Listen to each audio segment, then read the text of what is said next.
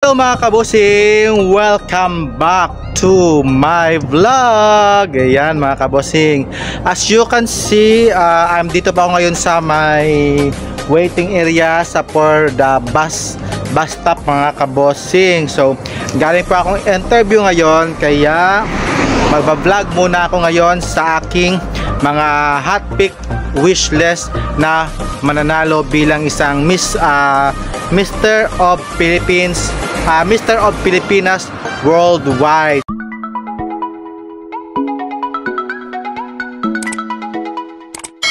Ayan mga kabosing, ayan, welcome back again. So assalamualaikum, konnichiwa, and then buongiorno po, and then sawadika, kapungka. Ayan, sa mga nanonood po dyan sa aking YouTube channel, hello po dyan. So ang pag-uusapan natin ngayon mga kabosing is yung mga prediction ko na mananalo bilang isang Mr. Supranational at ano pa, marami pa mga kabosing. So let's begin with number 1 ko, si Brandon Espiritu from Guam mga kabosing. So maganda po yung kanyang performance mga kabosing nung kanyang press presentation, at syempre maganda rin po yung kanyang facial expression at saka yung kanyang katawan mga kabosing. At syempre for my number 2 is si Valentin Jafar ng Quezon City. Ayan mga kabosing. At syempre yung for number 3 is si Alex Herbirich from Dagupan City. At syempre for number 4 is si Davemir Corla. So ayan, si Davemir Corilla from California mga kabosing. At syempre for my number 5th spot is si Arthur Joseph Reyes ng Bataan. Yan mga kabosing.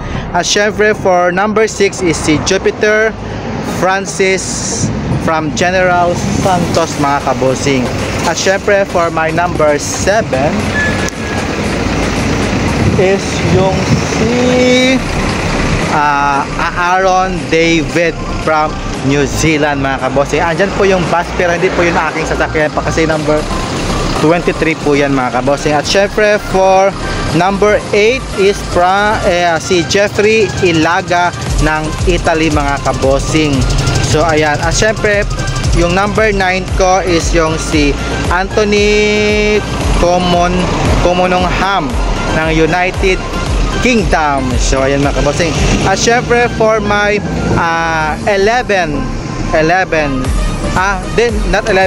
number 10 mga kabosing is yung si Emerson Gomez ng Tarlac mga kabosing. So ayan mga kabosing, nakikita nyo na po yung aking mga gustong manalo bilang isang Mr. of Pilipinas worldwide. So sino kaya yung gusto nyong napipisil na manalo bilang isang Mr. Worldwide Philippines mga kabosing? So comments down below mga kabosing. So sa 10 mga kabosing na pili ko, ilan yata yung mga contestant? Nasa 17 yata or 15 lang yung mga kabosing. So 5 yung wala.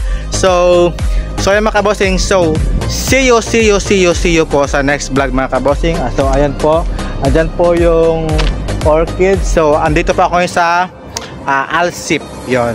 So see you mga kabosing, have a nice day and good night, keep safe.